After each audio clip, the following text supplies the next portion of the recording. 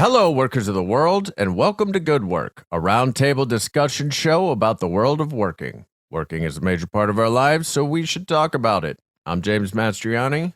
I'm Matt Newell. And I'm Jake Lloyd Bacon, and we hope that you had a fantastic Christmas for those who celebrate, and Hanukkah and Kwanzaa.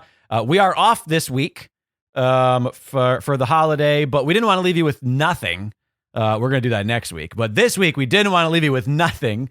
So we thought we would take a little trip down memory lane. We've done 25 episodes of this program. Can you believe that? That's a quarter of 100. That's a quarter of a... Very good. I'm glad. Yeah, thanks. We're a lot of math that I got a calculator for Christmas.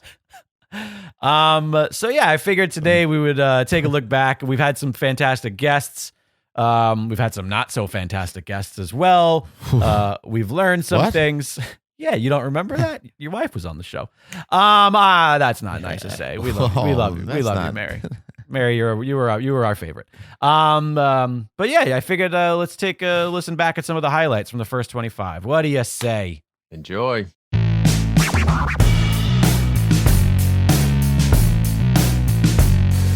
I don't even have Amazon pulled up in my browser, but it just opened, and I'm somehow getting a call through it. What? Through your my Amazon?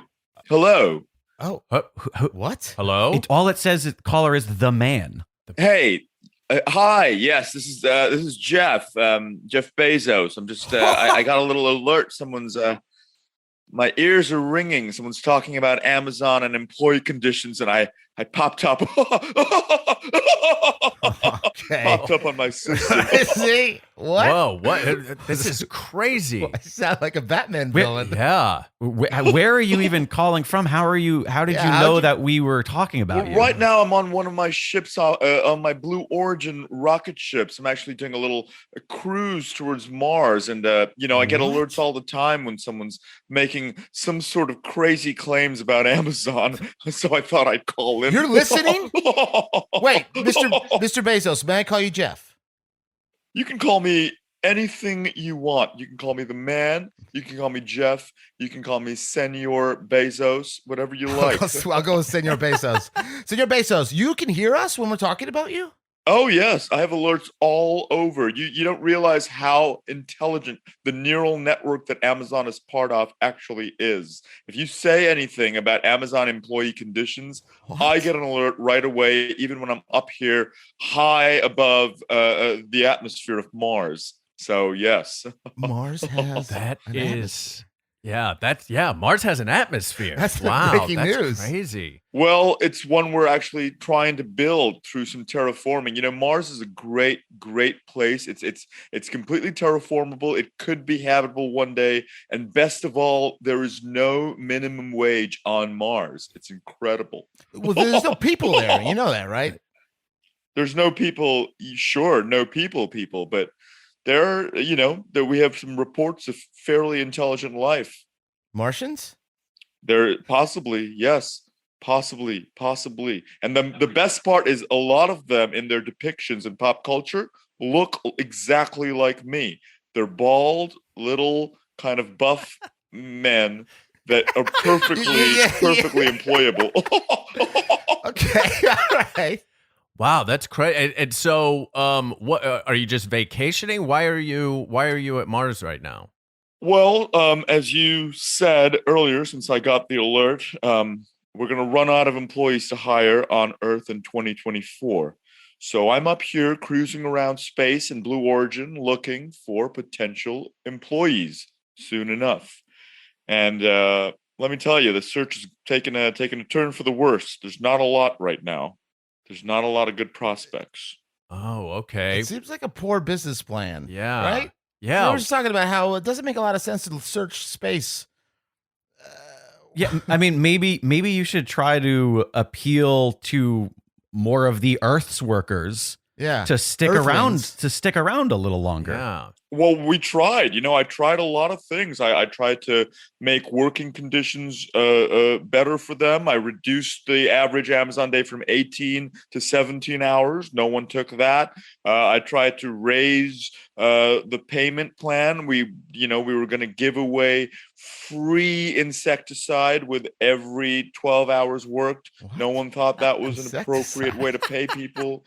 I started sending all the employees a happy emoji once every 3 weeks in a text message, and they said that's not an adequate form of payment. So I don't know what to do anymore with these selfish, good-for-nothing Earth employees. Those are not appropriate ways to pay people. No, Senor Bezos. Well, let me ask you this, Senor Bezos.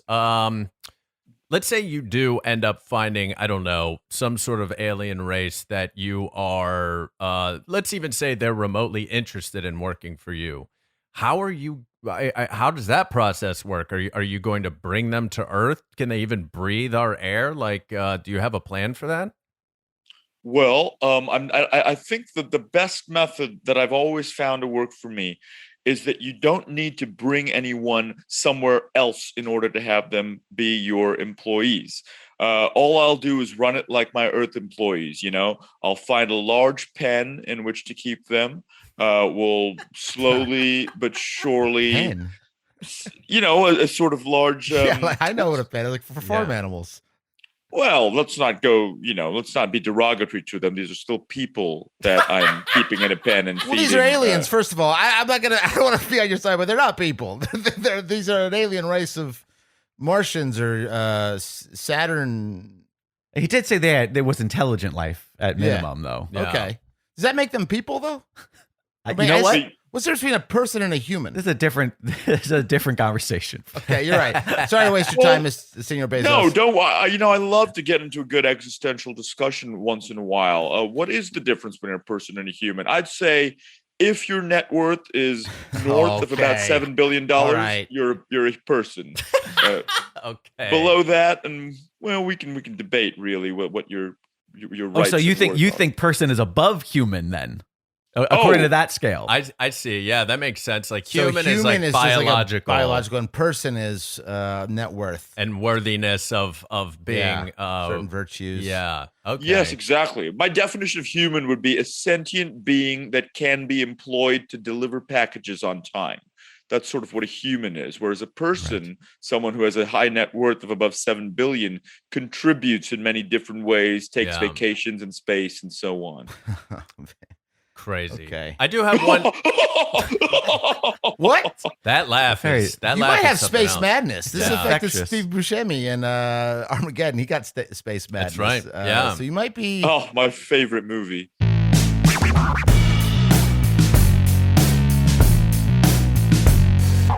I'm gonna start. This is a new segment that we may be doing here once a month called Employee of the Month, and maybe we can get a little like fun little like like something cool. I'll do it. Wait, hang on a second. Hang on a second. Redo the intro. I'm leaving this all in. I'm not gonna get it, but redo it. Okay. And when the listeners hear it now, there'll be an awesome sound that you won't hear, but they'll hear it. Okay, this is exciting. Go ahead. Okay. All right, so now we're going to do a new segment called Employee of the Month. Is it? That was great. It was great. Okay, It sounded great. so good. It sounded so good. Wow, that was a great sound. Yeah, This- I whipped that up very quickly. This story comes to us from Fox News. A worker in Chile submitted his resignation and could not be found after his job accidentally paid him 330 times his salary because of a payroll error. Okay. So this man, his name is Dario. I'm going to not do this right, but I'll do my best. Dario Financiero from Chile. He was supposed to be paid 500,000 Chilean pesos, which is about $545. And instead, he was paid, I'm going to say it in pesos first because it sounds way bigger, 165 million Chilean pesos, which is about $180,000 US. Woo! He got paid that instead of the $500.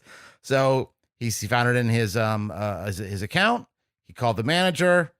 The manager said, okay, hold on. We're going to get back to you. He then put his resignation in and hasn't been seen ever since. He agreed to go to the bank the next day, but then just didn't show up. And then he got a letter. His lawyer sent a letter saying that he resigned. This man is a hero. Yes. Good for you, sir. Good for you. Yeah. Is there a photo of him on that? No way. I bet he's darn changed it. his appearance. I was gonna say I want to make like that classic Che Guevara shirt, but with his face That's on hilarious. it, with just his face. What did they expect him to do? Yeah. Oh, be honest. I mean, there's something to be said about like the severity of the amount. It's that like that is that's a challenge of morality right there. I mean, but also Not for me. the It's not. company, but the company itself though, like he's an assistant at a cold meats manufacturer, so I'm sure Right. it was a real fun job. Yeah. It was real, Yeah. real, didn't smell at all. here's Yeah. the thing. Here's Your the thing. clothes- Is that it cleared.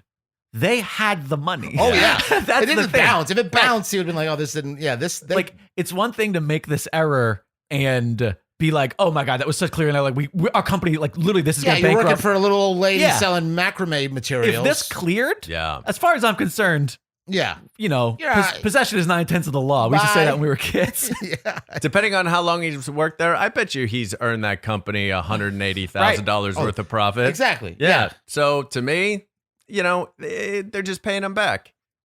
And Man. I hope that he is on a beautiful beach in, you know, some place that doesn't have having a nice pisco sour or oh, somewhere. yeah. Yeah. Oof. Enjoy your life, sir. You are the employee of the month. Employee of the indeed. month. And then we'll have that little music at the end here. Yeah. And then I'm sure. Oh, it sounds so good. I already did it. It's already done. Whoa, Nice. that's great.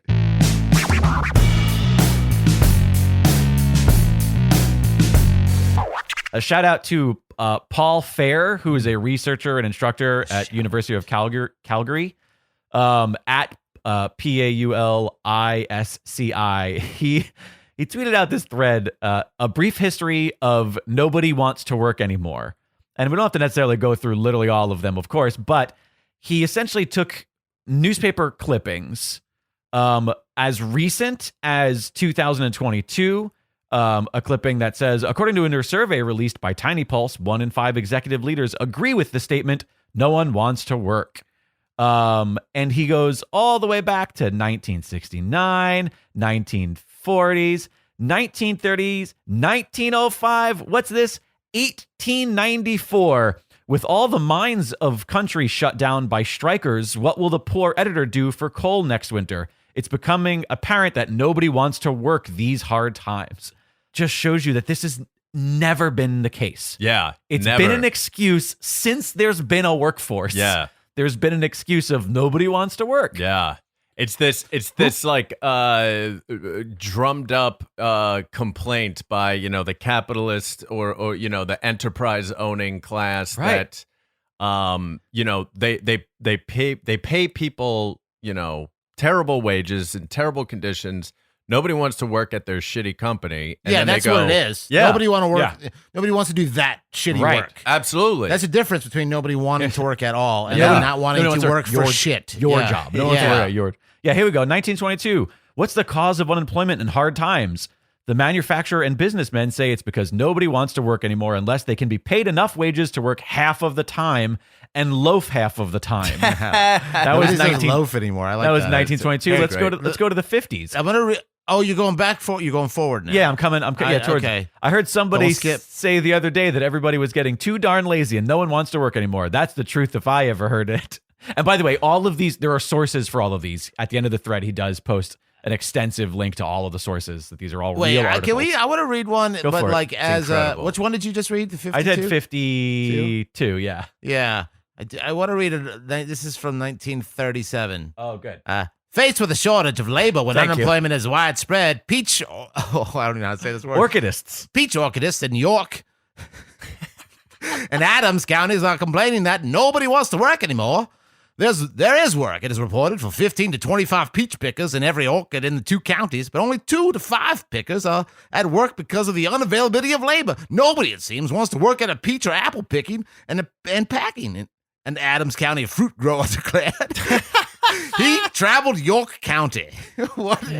Sounds like 200 years ago. That's really funny. And also, like, I mean, think about, like, Wait. I'm sorry. I found another one in this thread. Traveled York County. I found another one in this thread that's really funny to me because he's supposedly highlighting that nobody wants to work anymore, and he immediately discusses a very specific task. He says, "Farming is my." This is from 1981, by the way. "Farming is my hobby now, but these rocks. I hired 2 boys to clear the rocks off this land last week, but they just fooled around. They don't want to work. Nobody wants to work anymore."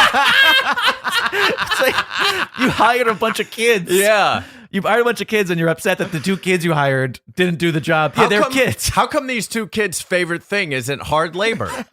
Well, my dog was disobeying me, and I Also- said, "Come, dog." Right. Nobody wants to work. My dog didn't come. Nobody wants to work anymore. It's like, what the fuck? And if I may, I would like to read one as well. Please do. Because I really like this one from 1916. Nobody wants to work. What about vegetables? Hasn't it been a good year for vegetables? The dealer was asked. Well, as near as I can find out, he answered, the reason for food scarcity is that nobody wants to work as hard as they used to. I asked a man who was in here the other day why he didn't raise more livestock and make his own butter.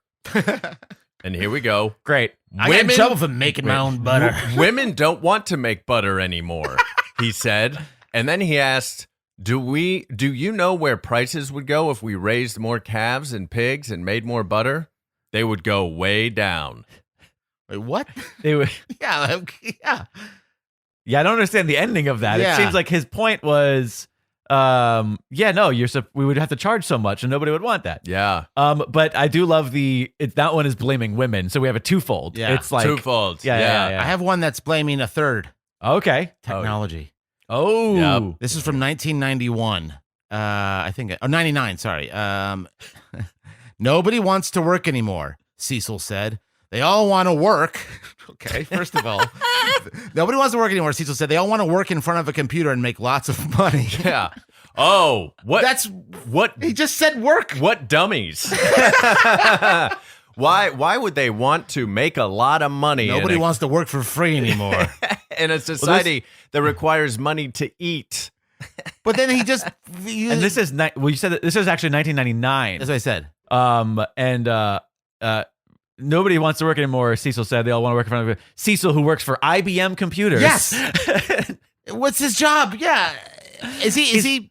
So is the argument manual labor in this one? I guess so. Nobody Yes, wants to it's- work anymore. Yeah. So if you decide that you want to be a computer programmer, if you decide that you want to work in an industry, if you want to be a data entry specialist or a lawyer, even, if you want to be a lawyer, that's not good enough, because what do lawyers do all day? Sit in front of books. Sit in front of a computer, and books, Computer, and yeah, make just money. sit there. Make Talk money. to old men in robes. Talking, yeah. The only true job is hammering. That's it. You got to hammer something. You got to hammer. You got to break rocks. And you got to get paid nothing.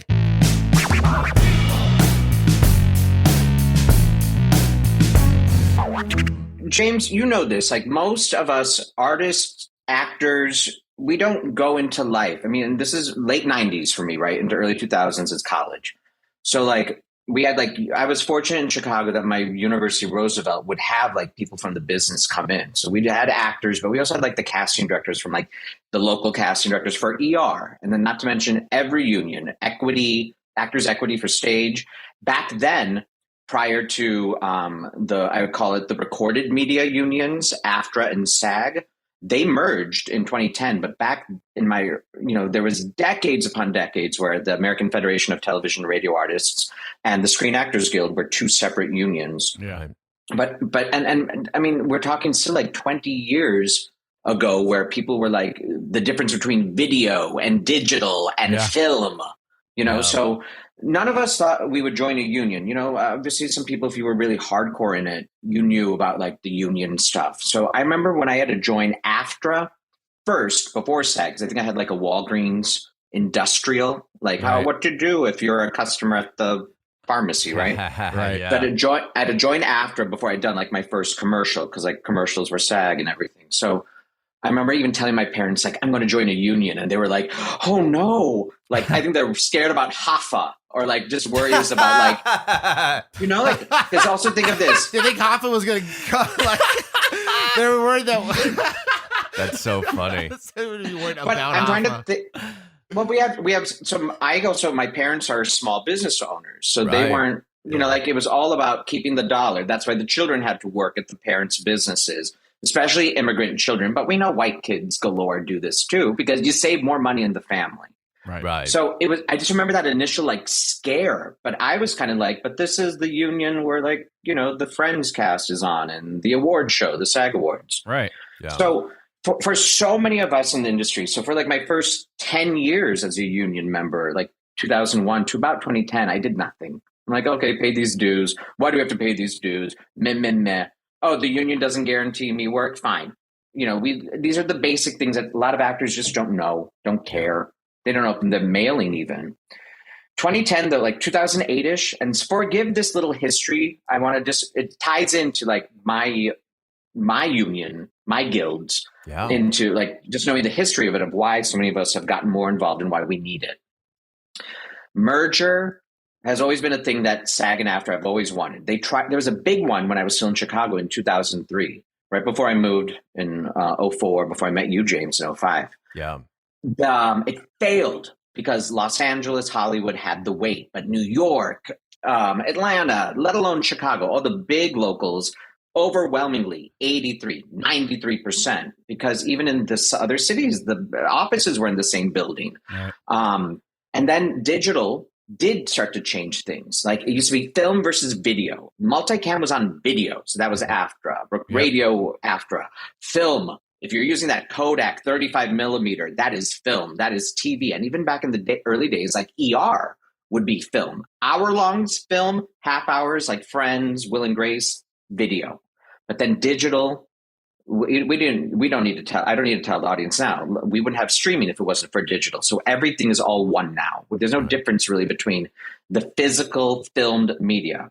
Right. So for the rest of us, what they started to see was that there was so much infighting with SAG. Still is to this day. I'm a member of the Unite for Strength faction. Unite merged the union, and there was a big, and they're still around to this day, membership First faction, which is an anti-merger. They were anti-AFTRA. They did not want the broadcasters. They did not want the television artists.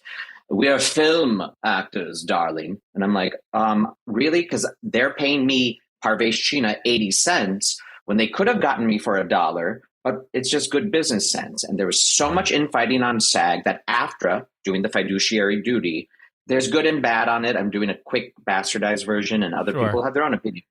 AFTRA had to get a deal. They did it. And still to this, and then we merged because it was just stupid. It's just business. I get it. Talk about a union buster, Walmart, right? I understand why some person might go because at 80 cents Kleenex is 80 cents at Walmart, and it's $1 everywhere else. Right. And we can get into the practices of what Walmart does to their suppliers and everything that gets them that 80 cents. But it's hard to argue with bottom line money shit. Yeah. And then what we know is we know that we have to merge and be stronger. AFL and CIO merged, all these years ago. There's a thing because the corporate media merged. Right. There were 23 or 26 media companies. There are 4 now. Whoever thought in this world that Fox would be bought by Disney? Yeah. 20th Century Fox bought by Disney. MGM, the Lion, that's been owned by Sony for decades. There's this thing that we don't realize, it's the joke of 30 Rock. Alec Baldwin's character can say, who cares about the ratings? We sell microwaves for the rest of our division. Yeah. So when CBS Viacom and NBC Universal Comcast and Disney that owns everything else, and I think I'm missing the HBO, Warner's, that world. Discovery, yeah. Yes, they can diversify. So it is scary because we are so small, and we had this LA membership first group that thought for years that they can't do anything without us when they are on the verge of just even recording our voices where they might not even need voiceover actors. So I bring all this up because I had time to give. I had time to volunteer and support. I had my first series regular TV show outsourced, canceled. I've got room. I've got time. And then I also realized that there is a racial diversity element to it too. Yeah. And then and we've realized now that union rights And it is this odd socialist part of America that has always been there. You know, even Biden, big union guy, right? Which is buttresses against the capitalist corporate life that we have. But we hold on to it and we'll take it, because now we've also seen that there's a lot of, and this is one thing I wanted to bring to it too, that there is a fight now you're seeing between the old white dude, straight cisgendered guard having to deal with the Filipino home care hospice union, who not only needs help just with wages, right? It's all about money and contracts and better conditions, but we're also talking about now immigrant rights, right? Social justice. This has now become the labor thing. While I was an elected Los Angeles board member. I actually was a LA board member for 9 years. I helped get us merged. And then I started losing my election. I've lost my last 2 elections because the membership first does a good job of using the stunt and background community, which are people who can be angrier. They're not getting the rewards, the credit, and the pay that sometimes we know that actors, and even though we know it's generally just the 1 and 2 stars on the show that get everything, and the rest of us are like, we're fighting for scraps too. But everyone else, like, there's just been this sense of, and I'm going off topic a bit, but I just want to jump to, along with the actor unions, the trade unions, the guilds. I know that my union, SAG-AFTRA, shies away from political stuff, and they will tell you this. They will say it. They just know that it's also only a union of about 160,000 people. Right. Maybe 20,000 are actively working, right? Right. But it's visible. It's a visible union, so that's why they know us, need us. I was asked to be the host, the Asian Pacific American Labor Alliance, APALA, their national convention in 2019. Sarah Nelson, she is the head of the flight attendant union. Flying with Sarah, I think is her social media handle. She is brilliant. She was a keynote. She made me cry. And then when the groups were coming up, like I mentioned, the Filipino home care workers, or the, the teachers union, AFT, AFL, everywhere. I started to feel like, oh my God, unionism is political. It's not something to shy away from just because I'm on TV and I might upset some Republicans from watching my show. Right. But yeah, it changed for me. And so that's where, that's where that activism is. I'm grateful to SAG-AFTRA. I'm still especially I call them the identity committees, the Asian ones, the LGBTQ one, Nice. That's where my focus comes in. I'm not really great with contract negotiations. That's my friend Armand Vasquez. I'll talk to him when I need commercial stuff, and everything. But that's actually where I've been putting a little bit more of my focus of my energy into. Tamlin Tomita and I were hosting APALA's 30th gala. I'm actually a national board member too. So we're having our national board meetings. We're in DC. We're having our 30th gala, and it's the day that Roe v. Wade, the Dobbs decision, was overturned. Right. And so we're in DC, AFL-CIOs, and we're in the AFL-CIO headquarters. We're in right on Black Lives Matter Boulevard, right, that tees with Pennsylvania Avenue. So we were furthest from SCOTUS, but there were women crying in the street. It was that emotional and that charged of a day. And it is just so interesting because the AFL-CIO has been brilliant. We have the first woman head of the AFL-CIO right now. She was the keynote. We have an Asian American woman who is the Deputy Secretary of Labor. So these are these marks that are coming forward. We actually were in the Samuel Gompers room. Now, people know Gompers because huge, did a lot for unionism in our country, right? Yeah. Samuel Gompers also wrote to Congress warning about the dangers of the Asiatic male.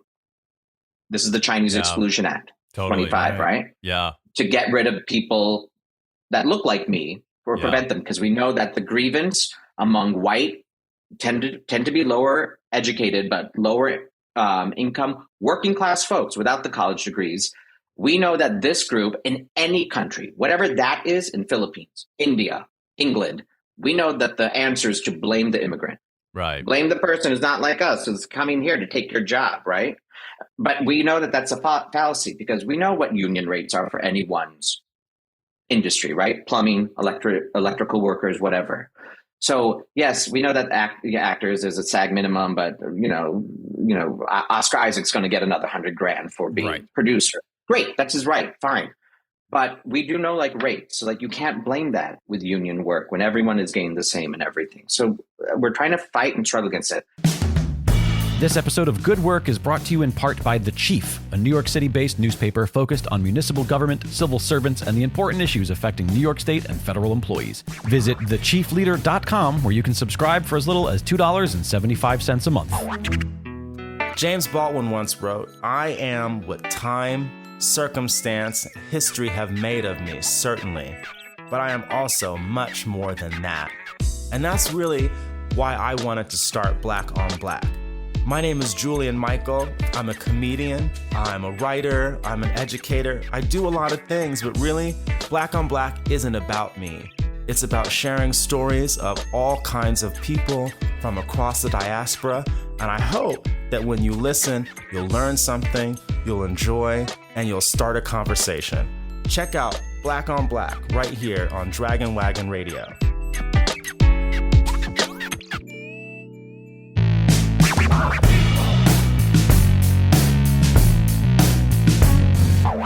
I do want to do a quick shout out to a job of the past, though, that I stumbled upon recently, and I think it's so funny and interesting.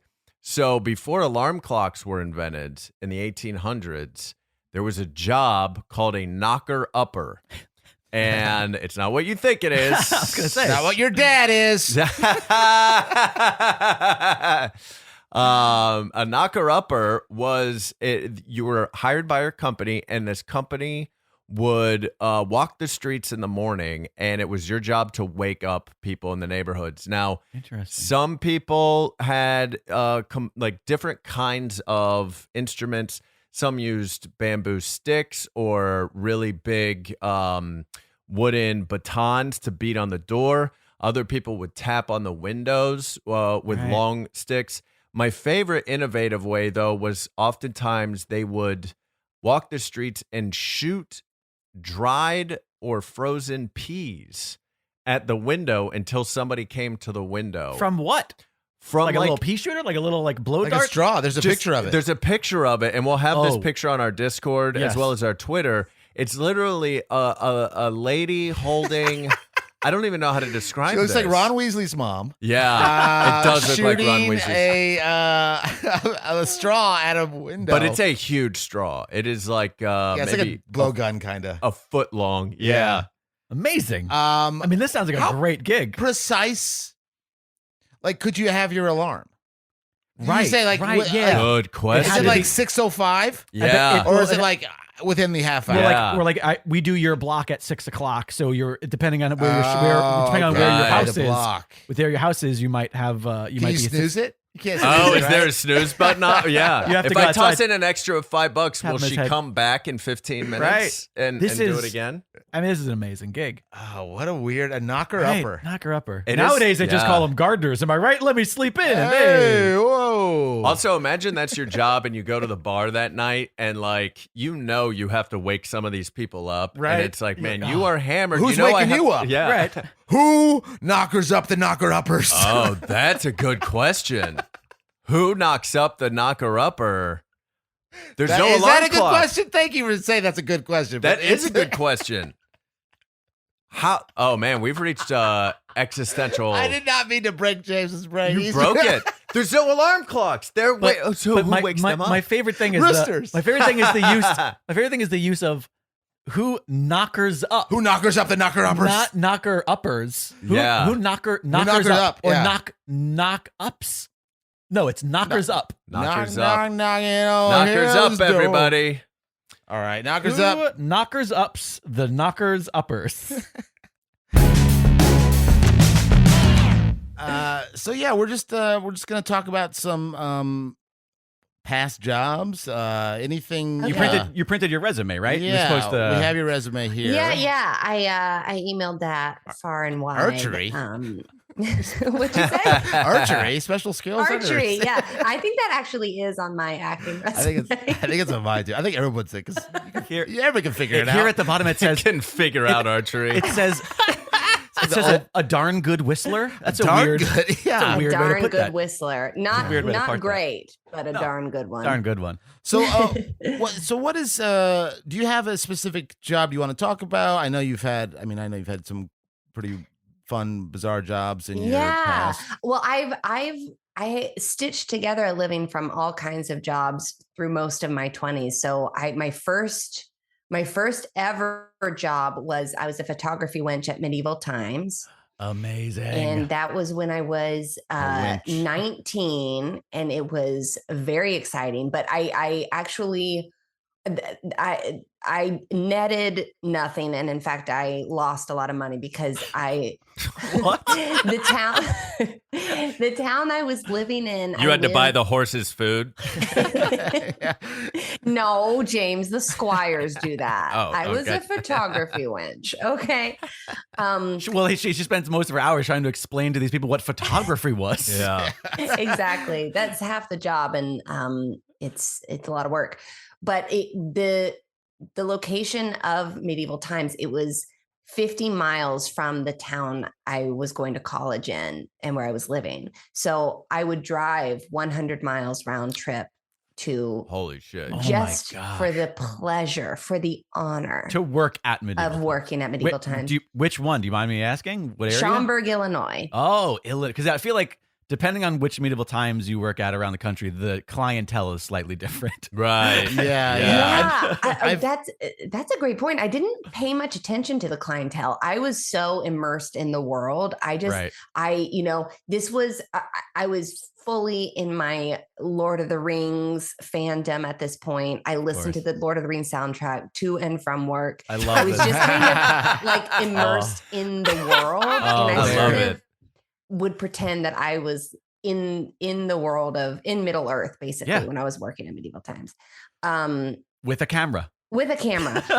They didn't let me operate the camera much. My main job was Wait. My main job was we would as people came in, we would take pictures of them in front of this backdrop. They would have to hold up their table numbers, and then as the show was starting, all of the people in the photography department would go scurry to this little lab, and we would print out packets of these pictures. So in a packet, you get like a souvenir, like a picture frame or whatever, and then a keychain with a small picture in it. And these were the packets. Right. And we would get them, we'd get a stack of them, and we would go section by section because they all held up their table number, and we would try to sell these packets to the customers. So that was mainly my job, was trying to sell these packets during the show. Did the photography department interact with like the stunt people or the you know what I mean? Did you guys, or was it like, oh, you don't look at them? Yeah, there was a hierarchy for sure. The knights were the stars of the show, as you can imagine. Of course. But then the real head honcho was the Lord Chancellor, and he was the MC of the evening, and he was also in charge of casting. He ran the show. And so it was never the kind of thing where it's like, don't look at each other, don't hang out. But I just never crossed paths with the knights, really. Right. It sounds like real medieval times. Yeah. Like you sound like it does. Exactly. I only crossed paths with like the gift shop people who worked there, or the That's servers. funny. We would see them, but the servers were the most. I would say in the hierarchy, they were well above where I was, because they. Oh. So made the most. were you mostly a salesman then? Like, were you the one interacting Yes. with the customer to try to get them to buy the packets that you printed out? Exactly. But even then, they're trying to watch the show, and we're like coming up to them. I remember those. It wasn't after the show I was over remember on the way no. out. Yeah. No, I had a little flashlight, just like they did in Oh my medieval god! times, and Of course, I would torch. shine the light on the picture, and it was always a terrible picture. It was like their heads were barely in the frame, and then they were just inexplicably holding up their table number. Like, it's not So that it's you not a could tell. picture anybody's gonna want as a So keepsake. also- And it was can I just probably say- really expensive too. It like- was $20 for these packets. It was You could $20. fix if you just took two pictures, one where they're holding the table up so that you can find them, and then one where they put the table down and they just look normal. You could still tell what table was what group. Exactly. No, and sell but a it better was photo. The name of the game at medieval times was efficiency, and so we just really Efficiency. just Get him in, get him out. Mary, Asses and seats. exactly churn Asses them and and burn seats. them. You know. Yep. I have a quick question for you, Mary. I don't know if you've been following or not, because and we've talked about it here on the show, but there's actually been maybe 2 or 3, I think, Medieval times, Yeah. unions, yeah. Yes. medieval times unionizing, and so I guess one question I had is like, did that kind of like come on your radar a little bit? Did you clock that when you saw it? And if you did it make you think of any of the working conditions that you had back then? Well, I did clock that. I think it's wonderful news. In reflecting on the working conditions, I mean, I clearly was not thinking with my brain. It was Sure. it was a fun job. To you, it was a It fun It was job. a fun job, exactly. Yeah. Like You were thinking with your heart. Yeah. I Yeah. drove 100 miles round trip to like it was I was not the most perceptive person. This was Sure. this that was time. yeah. I was a door guy at the Tampa Improv, and I equally drove 45 to 50 minutes every single day in pouring rain on a motorcycle because it was all I had as a thing.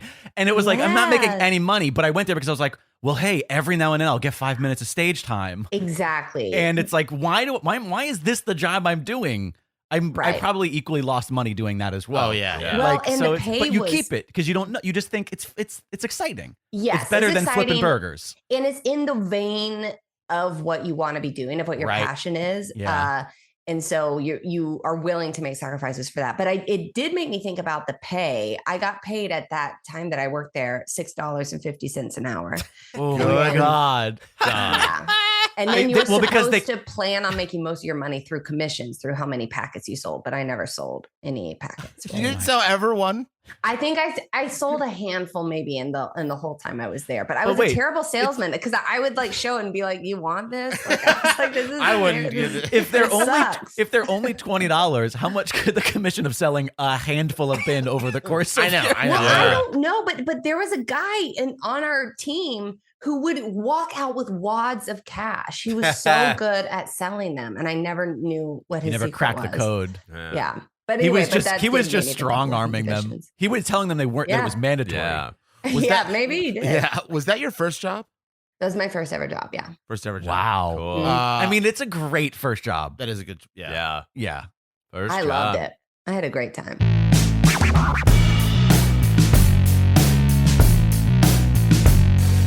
You know what? We should talk about some of these election results that we Wait, know. Matt. Before you get into that, I don't. For some reason, our Zoom has been. Hang on. Somebody has joined the Zoom that we're in right now. So it's Twitter.com. There's a Twitter.com that has joined our Zoom.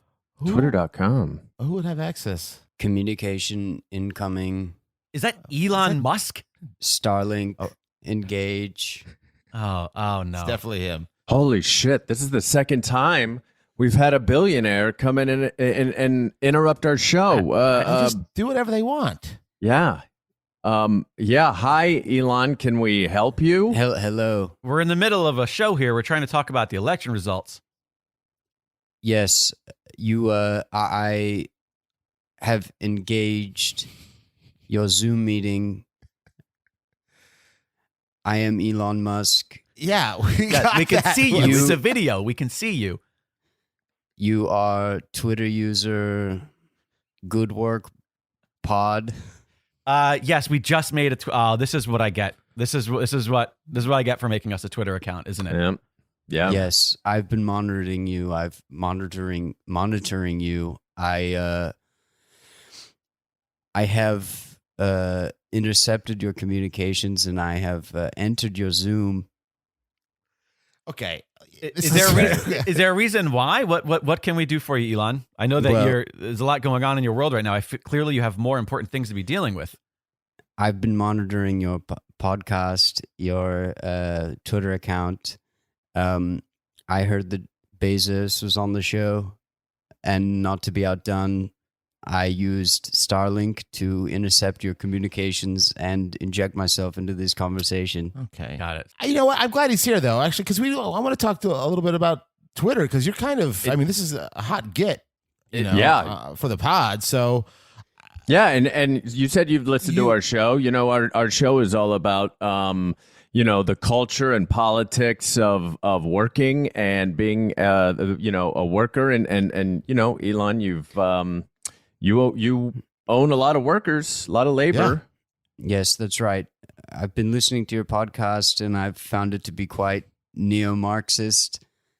I am coming in to make sure that you're not bots. If you're bots, I will terminate your Twitter account. No, We're not bots. If anything, we're definitely parody. So therefore, we should have no reason to be banning us from any platforms or social media, anything. Good. And you're not wrong about the neo-Marxist thing, though. So a neo-Marxist who knows how to label their parody as parody. What a quandary for me. Labeling, you have officially labeled this podcast as a parody. That is the first step to proving that you're not a bot. Very good. But so you took over, one might argue hostily, Twitter as of late. And was hostile. You've been banning people left and right for comedy, although you say that you're a big comedy fan.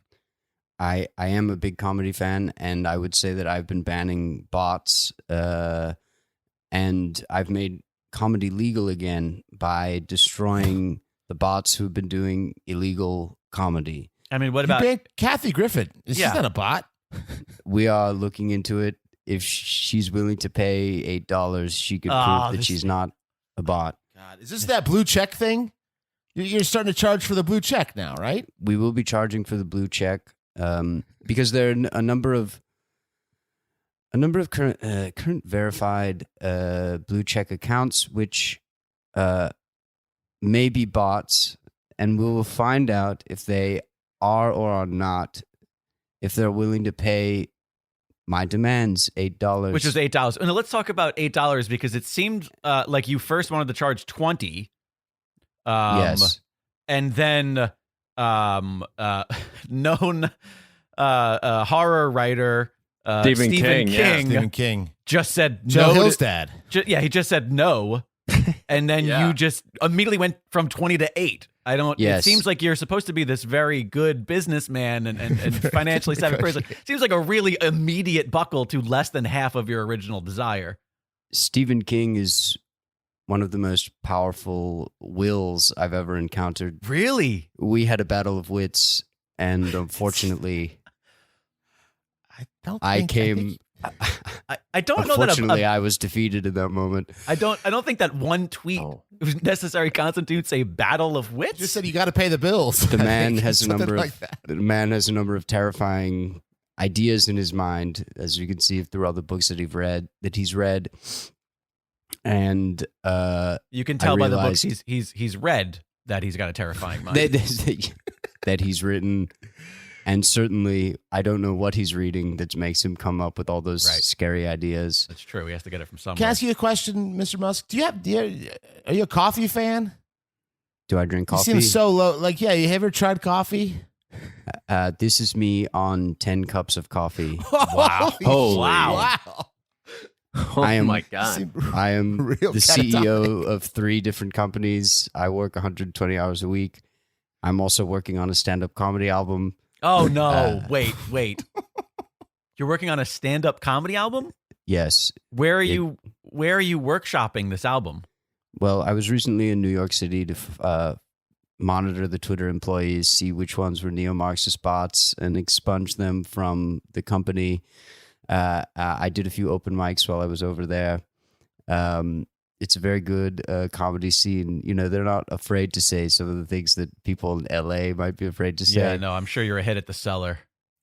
While you bring that up, Mr. Musk, it's funny you said that because you it does seem like you you hang out with comedians like Joe Rogan, and I love comedy. Well, can I ask you about this joke? Because I don't get this joke. And you tweeted this joke recently. Uh-huh. So you basically said, why is small talk even legal?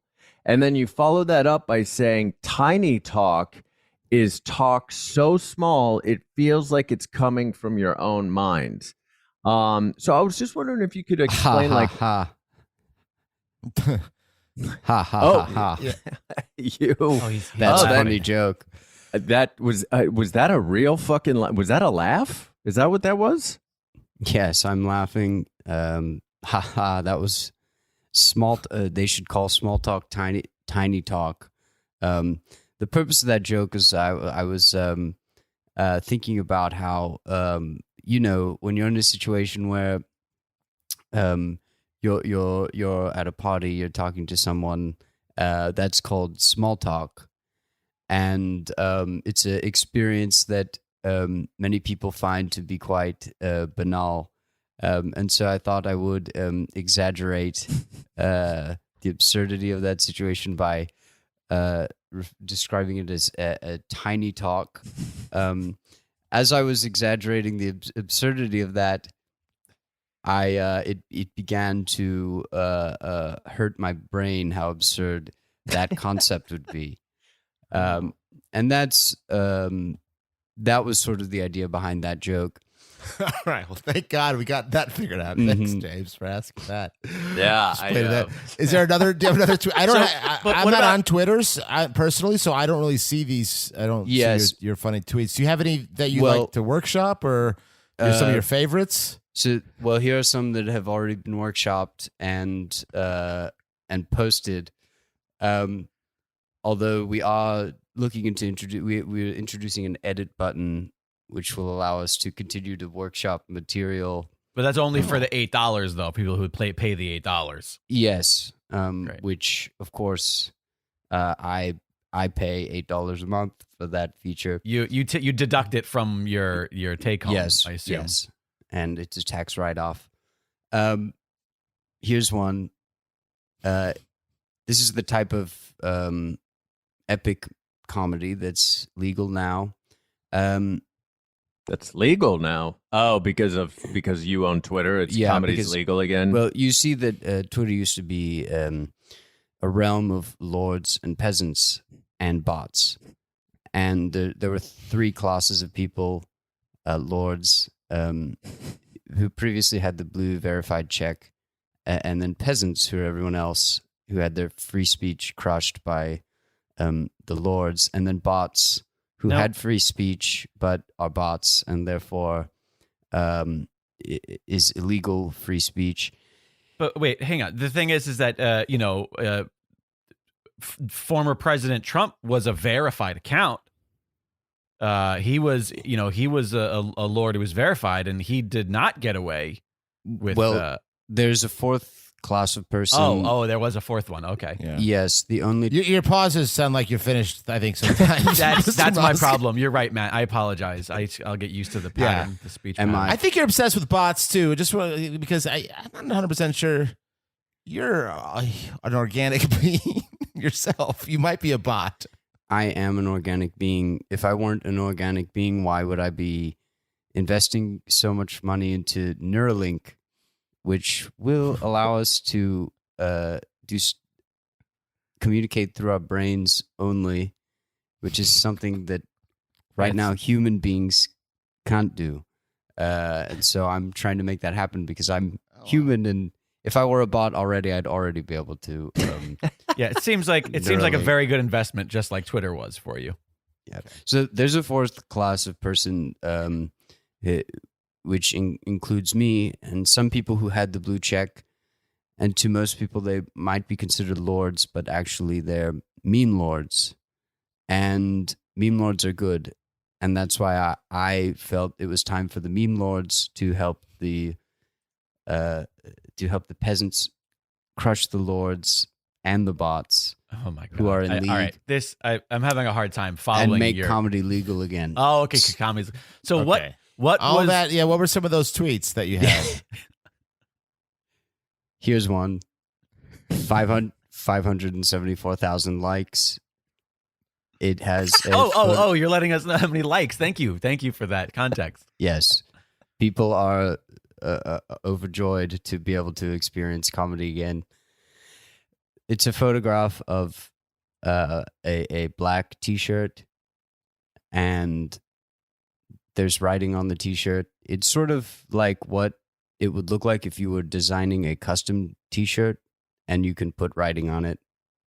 on a website that allows you to do that, such as customink.com. Not a sponsor. The writing says, your feedback is appreciated. Now pay $8. And then it has the blue verified check mark.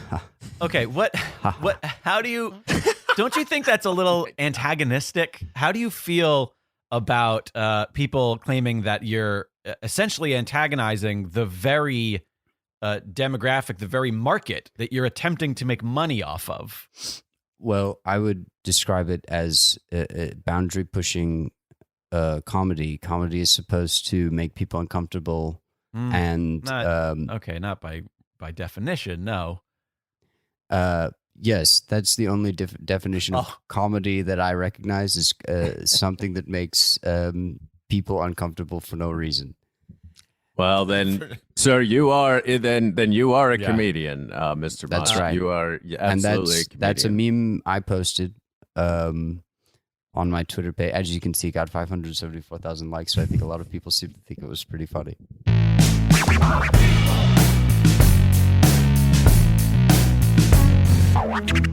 Companies also use sex appeal. Like, here's 2 slogans from different waterbed companies. This one: 2 things are better on a waterbed. One of them is sleep. That was one of their slogans. Wow, the other one's fucking Jake. Okay, that was a good read. That was a good read. Wait, can you give me the next one? All right, in like real sultry, sultry. I'll put some sexy music under it. She'll admire you for your car.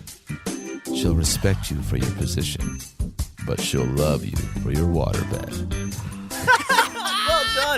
Well done. Applause. You guys all round of applause. Wet. You know Dude, what? I'm fucking pregnant. We're still reading a few other actors, but great job. We'll be in touch. Okay. Yeah. All right. Great. I'm based at LA though, so that helps. But I'm not vaccinated. Yeah.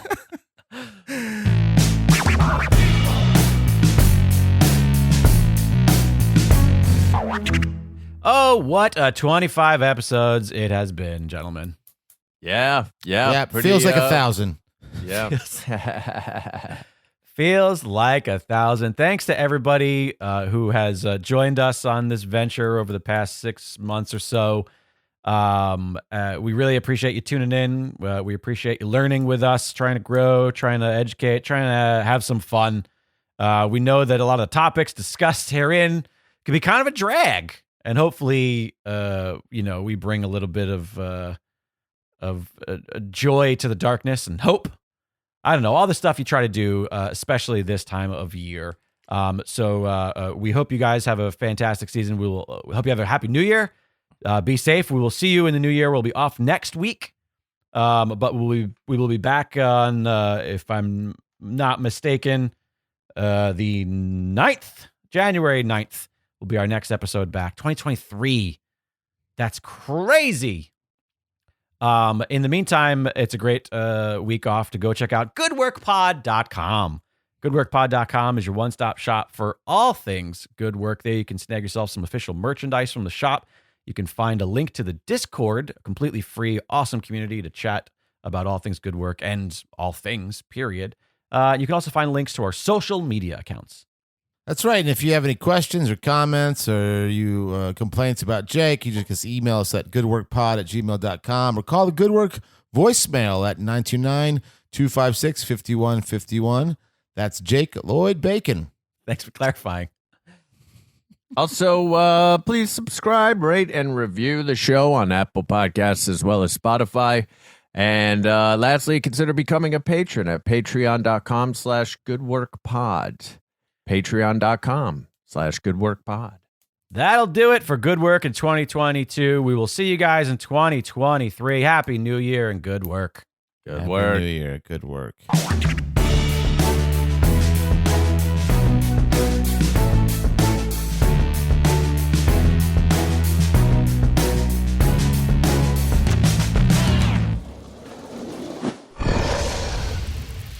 It's Dragon Wagon.